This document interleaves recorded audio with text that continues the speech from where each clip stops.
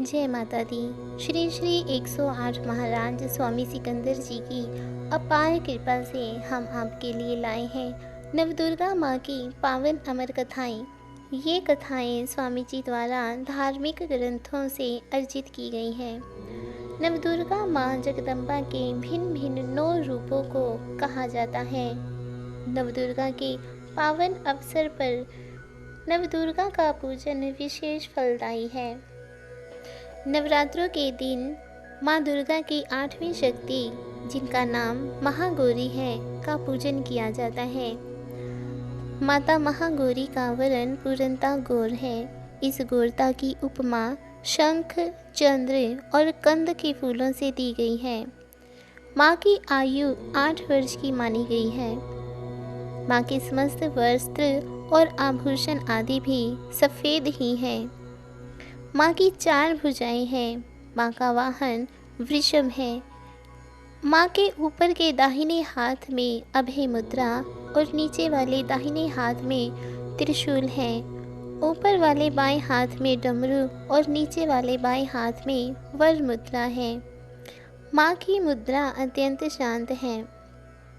अपने पार्वती रूप में माता महागौरी ने भगवान शिव को पति रूप में प्राप्त करने के लिए बड़ी कठोर तपस्या की थी, जो कि माता महागौरी की प्रतिज्ञा थी। गोस्वामी तुलसीदास जी के अनुसार भी माता महागौरी ने भगवान शिव को वरण करने के लिए कठोर संकल्प लिया था। इस कठोर तपस्या के कारण माँ का शरीर एकदम काला पड़ गया। माँ की तपस्या से प्रसन्न और संतुष्ट होकर जब भगवान शिव ने माँ के शरीर को गंगा जी के पवित्र जल से मलकर धोया, तब वह विद्युत प्रभा के समान अत्यंत कांतिमान गौर हो उठा। तभी से इनका नाम महागौरी पड़ा। दुर्गा पूजा के 8वें दिन महागौरी की उपासना का विधान है। माँ की शक्ति अमोघ और फलदायिनी है। माँ की उपासना से भक्तों के सभी कष्ट धुल जाते हैं, पाप धुल जाते हैं। भक्तों के पूर्व संचित पाप भी विनष्ट हो जाते हैं। भविष्य में पाप, संताप, दैन्य दुख उसके पास भी नहीं आते। वह सभी प्रकार से पवित्र और अक्षय पुण्यों का अधिकारी बन जाता है। माता महागौरी का ध्यान, स्मरण, पूजन, आराधना भक्तों के लिए अत्यधिक कल्याणकारी है। हमें सदैव माँ का ध्यान करना चाहिए। माँ की कृपा से अलौकिक सिद्धियों की प्राप्ति होती है।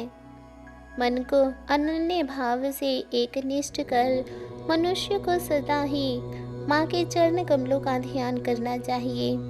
ये भक्तों का कष्ट अवश्य ही दूर करती है। माँ की उपासना से आर्तजनों के असंभव कार्य भी संभव हो जाते हैं। अतः हमें माँ के चरणों की शरण पाने के लिए सर्वविधि प्रयत्न करना चाहिए। पुराणों में माँ की महिमा का प्रचुर वर्णन किया गया है। ये मनुष्य की वृत्तियों को सत्य की ओर प्रेरित करके असत्य का विनाश करती हैं। हमें पूर्ण भक्ति भाव से सदैव ही माँ के शरणागत बनना चाहिए। भक्तजनों, श्री श्री 108 महाराज स्वामी सिकंदर जी द्वारा दी गई जानकारी में आज हमने आपको माँ दुर्गा की 8वीं शक्ति महागौरी के बारे में बताया।